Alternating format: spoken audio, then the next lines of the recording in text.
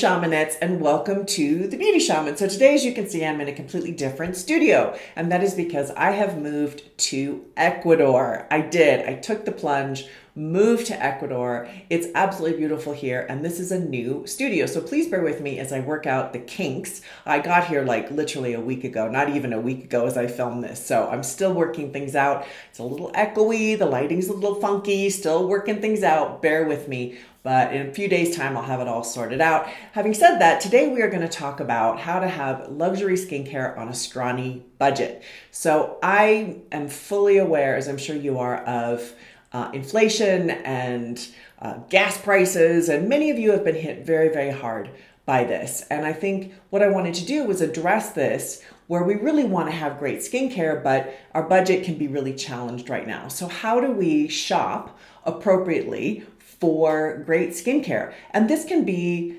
have huge discrepancies. So for example, you can buy a La Mer moisturizer for $570 for 3.7 ounces, I think.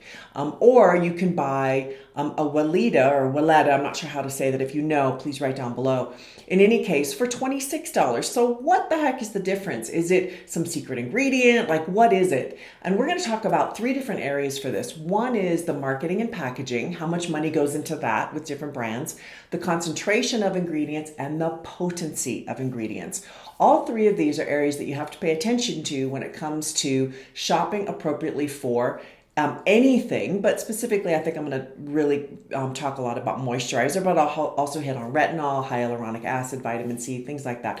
Kind of the key components for great skincare. So that's where we're going to go today. All right, so before we get started, please visit my website at thebeautyshamanstore.com. Sign up for my newsletter so that you can get insider deals, discounts, that sort of thing. And also hit the subscribe button here on YouTube so that I can continue to make great content for you. All right, let's get started.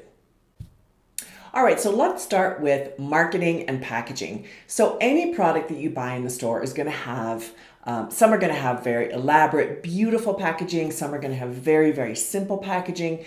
This accounts for an enormous amount of skincare companies' budget.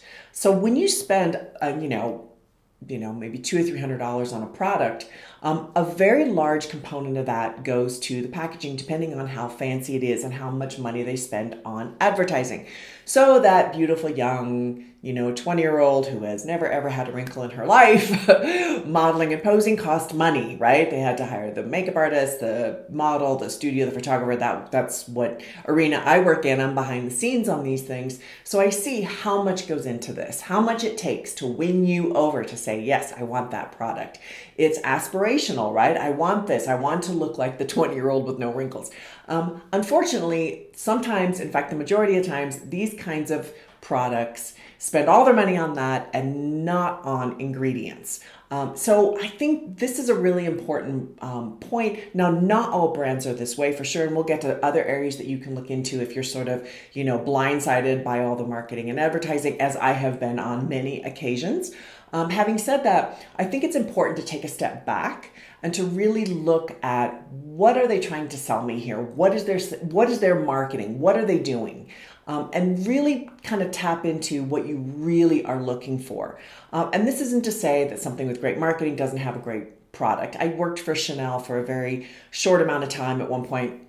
And I can honestly say, oh my God, like their stuff was incredible. It felt beautiful. It was amazing, but it was also very expensive. Now that leads us to the next aspect, because when you are touching and smelling and, the feel and these kinds of things of a product, we many times, most of us use that as a determiner for quality. Like it smells nice, it looks nice, it feels good, those kinds of things.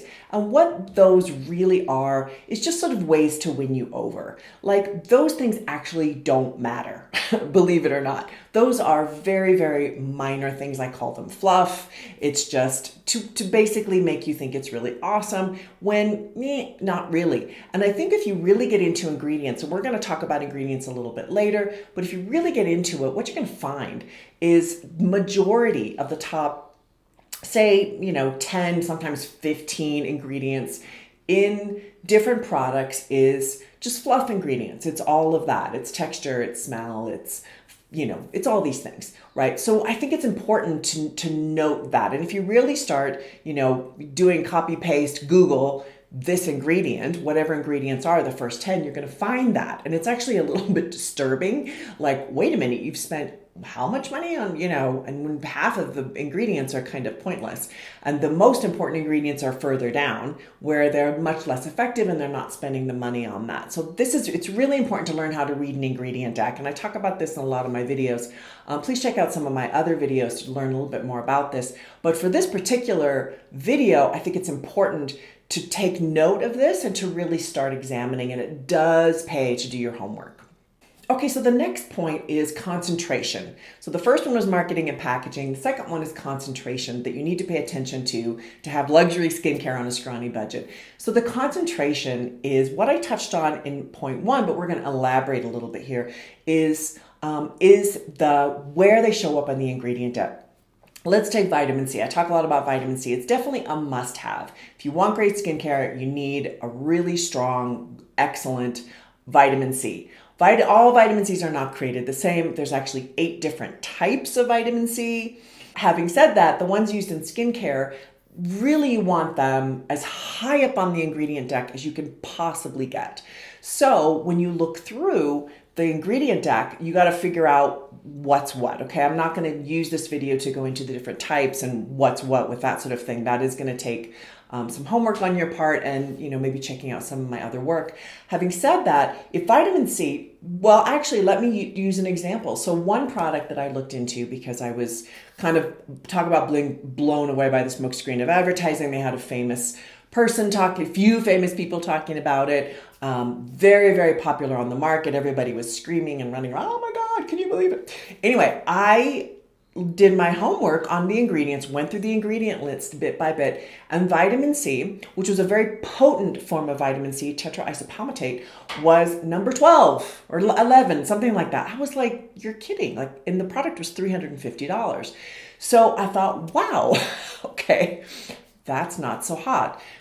So the concentration levels of vitamin C in that product were greatly diminished because all of the ingredients ahead of it were all fluff ingredients. So important to do your homework. I am going to touch on this a little bit more in potency, so be sure to stay tuned because some ingredients you don't want that much of, right? You don't want to have it so close to the top, and we're going to hit that on the next one.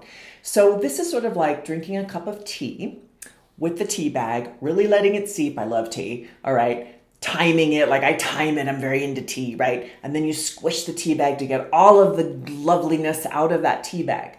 Then say you go and you reuse the tea bag. Well, it's going to be much weaker. That's what it's like when you have weak ingredients. Maybe the right ingredients are in there, but they're so weak that they're not really going to do any good. All right, so that's where concentration comes in. All right, so the third aspect that we're going to talk about is potency. So the potency of certain ingredients is very important. Now we just hit on vitamin C. Vitamin C you definitely want potent, right? You really want 20% and up in your product. So if they get down to 15, 10%, that kind of thing. And when they get low, companies tend not to tell you how much is in there.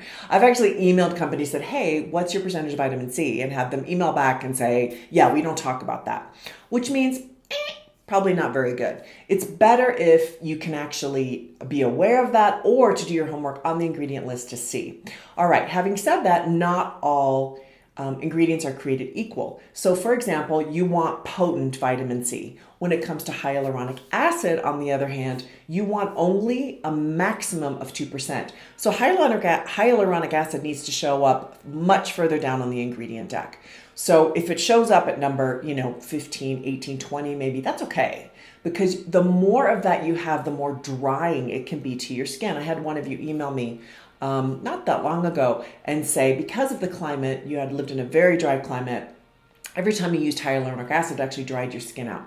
And I think that could be an issue for some of you, so please be aware of that with hyaluronic acid. Having said that, you really need around 2%. So just pay attention to that on the ingredient deck, even though there's no real way to know what percentage there is unless the vendor is specifically very open about it. Another potency question is around retinol. I'm going to touch on this.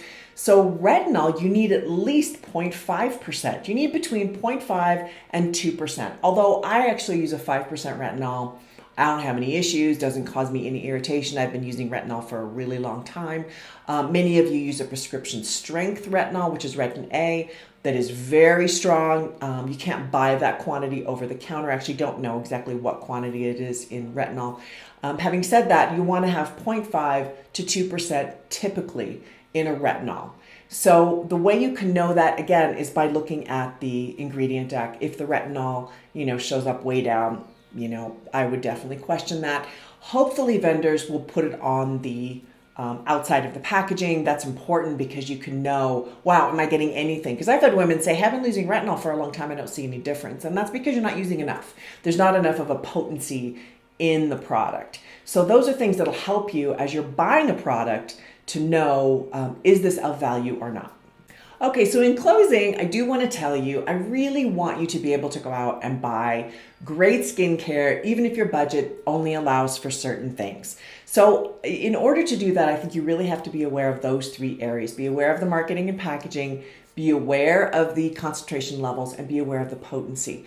Those three areas are super important. They're definitely things you can do and manage. Use your Google, you can do it. Also, if you're not sure what an ingredient is, you can also go to Environmental Working Group, that's ewg.org, to find out if that ingredient is toxic. Sometimes that doesn't show up on Google as much, and so it's important you can go to that if you really want to use something that has completely non-toxic ingredients. And it's not like an ingredient is toxic or non-toxic, it generally is on a scale. So some of you with sensitive skin, that might be a really important thing to look into as you're figuring out the value of a particular product. Anyway, I hope you found this helpful. I definitely love imparting information with all of you. Please write down below. I always love hearing from you, and I want to answer your questions and give you great information here on YouTube. All right. Thank you so much for watching The Beauty Shaman.